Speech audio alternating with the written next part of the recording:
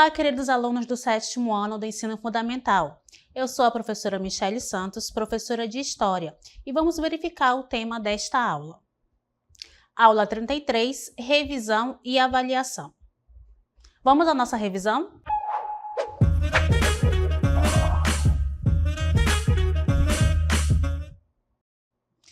Nossa revisão começa com a formação das monarquias nacionais. Como elas vão se formar? Qual vai ser o contexto da formação dessas monarquias nacionais?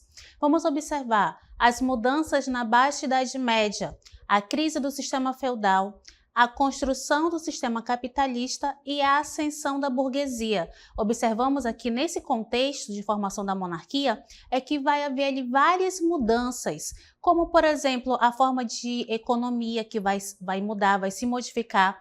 O sistema feudal ele vai entrar em declínio e vai surgir ali um novo sistema econômico que vai fazer a transição da Idade Média para a Idade Moderna, que a gente vai chamar de mercantilismo, que vai ser ali a fase inicial do que nós conhecemos como capitalismo. Esse mercantilismo terá ali a base, do metalismo, a balança comercial favorável, a questão também de acúmulo de metais preciosos. Então, essas características do mercantilismo vão iniciar o que nós conhecemos como capitalismo. E como é que vai acontecer essa formação de fato? Quem vai ter interesse na formação das monarquias nacionais? Observem só. Os maiores interessados serão nobres e burgueses, em busca ali de riquezas, em busca de poder, em busca de status social. Então, essas questões vão interessar a esses nobres e também burgueses. A contenção de revoltas camponesas também vai ser um fator importante, visto que a paz ela vai trazer ali uma certa prosperidade em relação ao comércio. Então, se eu tenho revoltas camponesas, se eu tenho ali um povo descontente, isso vai refletir no comércio, nas rotas comerciais e em outros fatores aí relacionados à economia. Padronização fiscal e monetária. O que vai acontecer nesse momento? Antes de ter a formação das monarquias nacionais, nós vamos observar que cada feudo possuía ali uma certa unidade monetária. Apesar de não ser constante a utilização de moedas no período feudal, elas existiam. Então, com o fortalecimento do comércio, com o restabelecimento de rotas comerciais, essa integração entre essas pessoas de diferentes localidades, ela vai ser constante. Então, é necessário fazer ali as mudanças em relação à troca monetária, porque ela não vai ser ali padronizada. Então, é necessário fazer esse câmbio entre essas unidades monetárias diferentes. E claro que vai ter localidades que vai perder por conta dessa troca fiscal. Então, essa padronização monetária vai facilitar justamente os lucros com o comércio. Além disso, também vai ter benefícios para a burguesia. A burguesia é aquela classe social que está ali surgindo nos burgos, que está se fortalecendo com as rotas comerciais, com o desenvolvimento do comércio. Então, eles vão observar que ao ajudar a monarquia, no caso ali, dar suporte a este monarca que vai estar surgindo, eles também terão benefícios. A autoridade real vai substituir o poder local dos senhores feudais. Os nobres preservam privilégios, ou seja, os nobres ainda vão continuar na sua zona de conforto. Eles vão continuar ali com a isenção no pagamento de impostos. Então, para eles, não vai ser nenhum prejuízo apoiar aquele monarca que está surgindo e está ganhando ali poder. E os burgueses e camponeses vão pagar tributos. Então, olhem só, enquanto os nobres ainda mantêm os seus privilégios em não pagar impostos no momento em que eles têm a isenção, já os burgueses e camponeses vão pagar tributos e esses tributos eles vão aumentar com o passar do tempo, certo? Então, nós vamos observar aí a questão do exército nos estados nacionais. Em meados do século XVII, os exércitos europeus eram constituídos, em sua grande maioria, por mercenários. Mas quem eram esses mercenários? Eram justamente indivíduos que são contratados para lutar em conflitos armados. ou realizar outras tarefas militares em troca de pagamento. Então, o mercenário ele não tinha aquela ideia de ser leal àquela pessoa que estava pagando ele para fazer determinada atividade. Então, era muito comum esses mercenários eles acabarem mudando de lado, dependendo de qual governante pudesse ali oferecer mais benefícios a ele. Então, essa questão de lealdade, de pertencimento àquela nação, não vai ser um atributo ao mercenário. Ele vai estar visando sempre o quê? Buscar lucros. E esses lucros vai sempre ser mais importante do que a lealdade a determinado governante, ok? Então, esse exército, quem era que mantinha esse exército? Era justamente os impostos que os burgueses e que os camponeses acabavam pagando. Então, o exército dos Estados Nacionais, vamos observar aí, era mantido com os impostos responsáveis pela contenção dos conflitos internos e pela defesa dos interesses políticos da nação contra os demais estados estrangeiros. Então, esse exército ele vai se consolidar com o passar do tempo. Essa ideia de mercenários ela vai começar a ser substituída para que esse exército ele seja profissionalizante. E observem que nós teremos também intensos conflitos para controlar territórios e demarcar limites, que é justamente uma questão que vai ser fundamental para a formação do Estado Nacional, para a formação dessa monarquia. É preciso eu estabelecer o meu território, e esse território ele vai ser demarcado por limites, e esses limites vão ser impostos ali através do exército, através das guerras, de conquistas, e isso vai fazer com que esse exército e esse governo ele se fortaleça. À medida que o governo ele vai ganhando batalhas, ele vai agregando novos territórios ao seu reino, ok? Então, esses novos exércitos nacionais, permanentes, eles vão se tornar forças cada vez maiores, que necessitavam de um largo contingente de administradores. Os estados centralizados, assim obrigados a estabelecer complexas organizações burocráticas para administrar os seus vastos exércitos. É importante frisar que esses exércitos eles vão precisar ter uma burocratização, uma organização para melhor administrar esse território, para poder ali administrar a questão das guerras, a questão também de disponibilidade de tropas, para poder proteger o território. E neste momento vamos observar nascer ali o sentimento de nacionalismo e patriotismo. O que seria o patriotismo? Os símbolos como o hino, a bandeira, o brasão.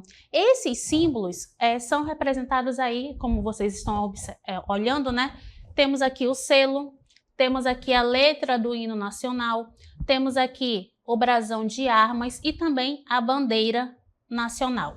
Esses símbolos eles fazem referência ao território, no caso aqui, brasileiro, que é uma nação. Já o nacionalismo está relativo ali à política, justamente aquele sentimento de pertencimento que está sendo aflorado nesses estados nacionais e que são levados aí para os estados modernos. Nesse momento vamos observar também o que os monarcas estabeleceram. Normas legais, que são os tributos, que são as leis, que ali vai ser o organismo que vai nortear toda a sociedade, o que deve ser feito e o que não deve ser feito. Sistemas tributários vai estar ali alinhado aos impostos que devem ser pagos, e esses impostos eles estavam concentrados na mão dos monarcas. Eles vão organizar essa questão desses impostos e vai ali arrecadar o dinheiro, no caso pago por esses tributos, para poder investir em outros objetivos que eles considerassem ali mais importantes. Moedas de uso nacional vai servir para também mostrar a identidade daquele reino. Então, no momento que eles usam essa moeda nacional, também vai facilitar a questão das rotas comerciais. Além disso, esses monarcas eles vão supervisionar as vias de comunicação.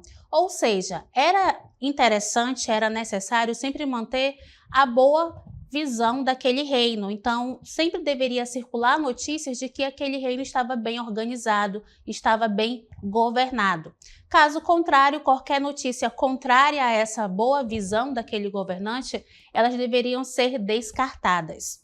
Instituíram também uma administração composta por funcionários encarregados de aplicar as decisões do soberano em torno do reino. Ou seja, essas decisões do soberano elas vão estar ali baseadas justamente na questão da burocratização, na ajuda desses funcionários.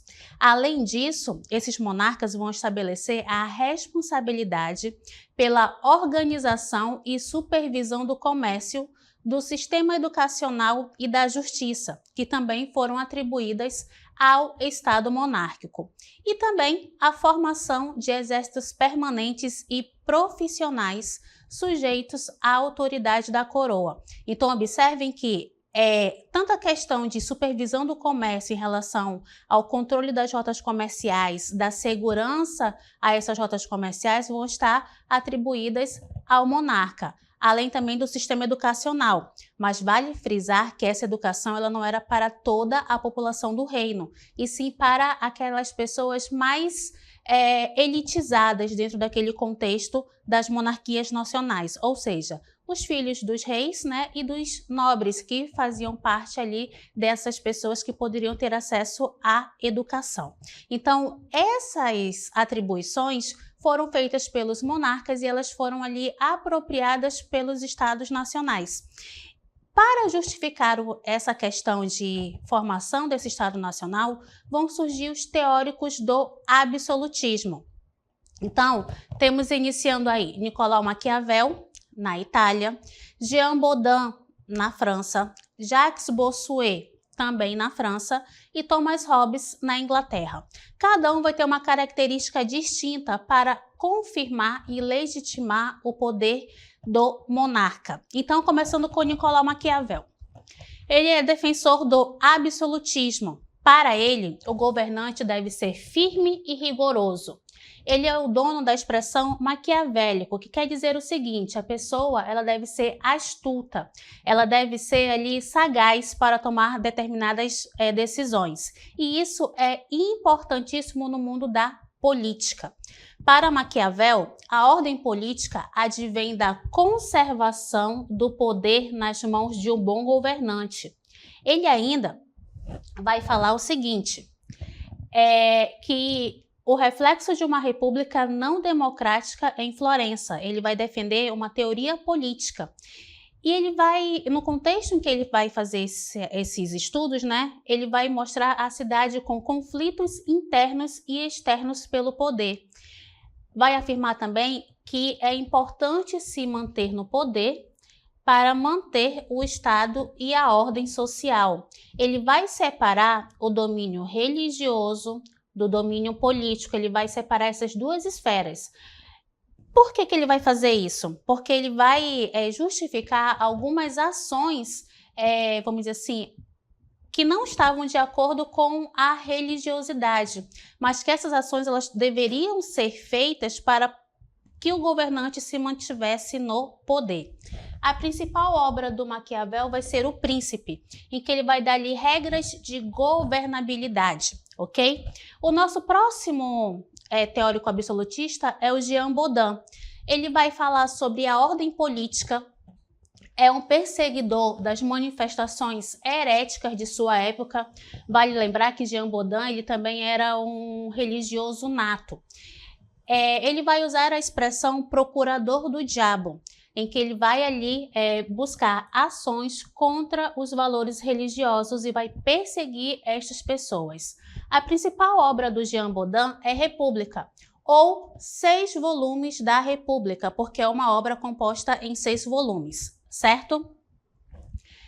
Jean Bodin ele vai fazer uma reflexão política que vai estar ligada à questão da soberania. Lembrando que a soberania é sinônimo de independência. Ele vai defender a indivisibilidade da soberania, ou seja, essa soberania ela não pode ser dividida. E ele vai dizer também que a delegação de poderes vai diluir a soberania de um governo estável. Então, é necessário que esse governante tenha a concentração do poder e não deva delegar, atribuir ações, poderes para outras pessoas que estão ligadas ao seu governo.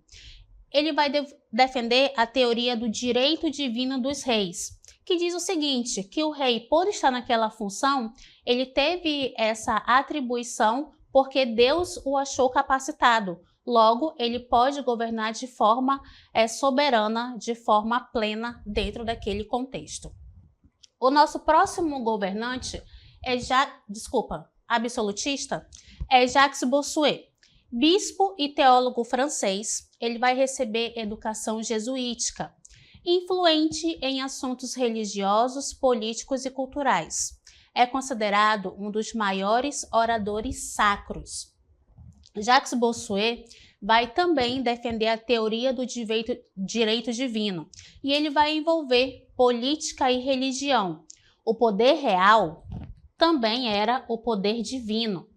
Monarcas eram representantes de Deus na Terra, no caso ali justificando a teoria do direito divino. A autoridade real não deveria ser questionada, justamente porque aquele monarca estava tendo atributos delegados ali por Deus. Logo, essa autoridade não deveria ser questionada.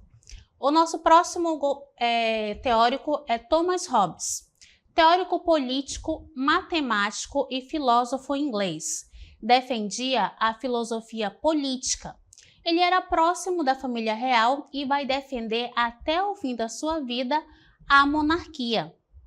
Era empirista. O que isso quer dizer? Ele dizia que só se conseguia o conhecimento através da experiência, através da observação. E era assim que se conseguiria construir o conhecimento. Ou seja, através do estudo. É necessário estudar para se adquirir o conhecimento. Thomas Hobbes e a política. O que ele vai falar sobre a política? O estado de natureza humano como momento de inaptidão natural para a vida social. Ele vai falar do contrato social como formação de comunidade humana, que retira o homem do seu estado de natureza. Acredita que o ser humano em seu estado de natureza é essencialmente mau.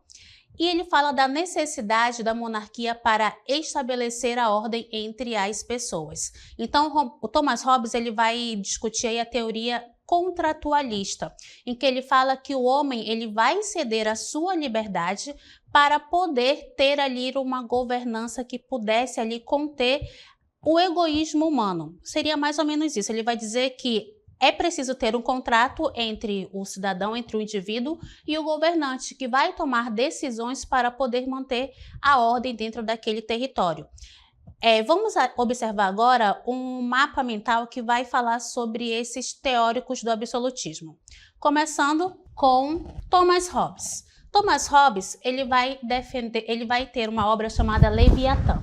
Então, a obra de Leviatã ela vai justamente levantar a questão do contratualista, ou seja, do contrato social que deve haver entre o governante e o povo. Então, esse contrato ele tem que dar ali sustentação para que haja uma boa governança entre aquela sociedade que vai utilizar esse contrato. Ele fala que o homem é lobo do próprio homem, ou seja, o homem ele vive em constante estado de guerra. Então, por conta disso, é necessário ter esse contrato social com o seu governante para poder ter uma harmonia na sociedade. Ele vai dizer que o homem dá poder ao rei para garantir a segurança. Então, observem que tudo está ligado justamente ao contrato, certo? O nosso próximo teórico é o Jean Bodin. Jean Bodin, ele vai ter a sua obra que se chama 6 livros sobre a República, em que ele vai ali dar direcionamento de como essa República ela deve ser governada. E esta obra está dividida em 6 livros. Ele fala que o limite do rei são as leis divinas e naturais. São as principais características do Jean Bodin. Já Nicolau Maquiavel, Vamos observar aí que a sua principal obra é O Príncipe, e nesta obra ele vai fazer um manual de como o governante deve atuar. É um manual sobre governabilidade, lembrando que o Nicolau Maquiavel ele estava ali associado à família Médici, que foi uma família muito importante em Florença, na Itália, e que estava ali no poder. Só que durante um tempo essa família saiu do poder e por conta da experiência que o Nicolau Maquiavel percebeu, ele vai elencar ali o que o governante deve fazer para se manter no poder. Ele fala que é melhor ser temido do que ser amado. É melhor ter as pessoas me temendo do que me amando, porque se elas me amarem, elas podem me trair. Era esse o pensamento que o Maquiavel estava tentando ensinar. Ele fala que o governante ele deve ser forte como o leão e esperto como a raposa, ou seja, o governante ele tem que ser astuto e ele também tem que ser perspicaz quando ele estiver ali trabalhando a política. E vai falar que o destino do governo está baseado na virtude do governante. O que isso quer dizer? Que não adianta apenas o governante ter sorte, é preciso também que ele tenha capacidade, que ele tenha inteligência para estar governando aquela nação, certo? O nosso próximo teórico é o Jacques Bossuet. Jacques Bossuet, a sua obra é A Política Tirada da Sagrada Escritura. Ele vai dar ali características de como o governante ele deve atuar. Ele vai elaborar o direito divino dos reis, ou seja, vai estar alinhado ali aquela teoria de que o poder do rei ele é divino, ele é sagrado. E vai justificar a escolha do rei como vontade divina. De acordo para Bossuet, o governante ele vai estar naquela função de estar à frente de uma nação, porque no caso ali, Deus atribuiu aquela vontade a ele. Logo, aquele poder ele deve ser mantido, ele deve ser obedecido e não deve ser questionado. O poder real, ele é inquestionável. Então, observamos aí que esses teóricos absolutistas, eles vão trazer embasamento legal para a autoridade desse monarca. Lembrando que nessa sociedade em que eles estão inseridos, a população já começa a questionar essa autoridade. Por isso que é necessário ter essas leis, ter esses teóricos que vão legitimar esse governo. Observem aí que nós temos características diferenciadas. Cada um vai abordar uma sistemática diferenciada para poder legitimar este governo absolutista. Então, todas essas questões elas vão ser elencadas para justamente confirmar esse poder. Por que esse poder deve existir? Por que há a função ali do exército? Por que o exército ele deve ser profissional? Por que ele não pode ser constituído por mercenários? Por que é necessário haver a lealdade, o nacionalismo, o patriotismo, justamente para manter a ordem, para manter também a questão de governabilidade e também de amor pela pátria, amor por aquele local. Se você ama aquele local, logo você vai proteger aquele território. E é isso que o nacionalismo, o patriotismo, eles vão ali confirmar. E os teóricos, eles vão ali apenas dar diretrizes legais para poder confirmar o poder deste monarca absolutista. Passando desde teorias que vai confirmar que o poder do rei, ele deve ser inquestionável, a também atribuir que o rei ele pode tomar medidas arbitrárias para se manter no poder, falando também que a questão desse poder pode ser um contrato entre os súditos, entre as pessoas que estão naquele reino e o monarca para poder manter a ordem, para poder manter a paz e conseguir ali a prosperidade daquele território. É importante lembrar também a questão das moedas, a questão econômica neste momento. É necessário ter uma padronização monetária para que haja o desenvolvimento econômico daquele território. E, se possível, alinhar essas moedas para que não haja ali mudanças drásticas quando ocorrer ali justamente o câmbio entre essas moedas. Câmbio quer dizer trocas. Então, esta foi a nossa revisão e até a próxima.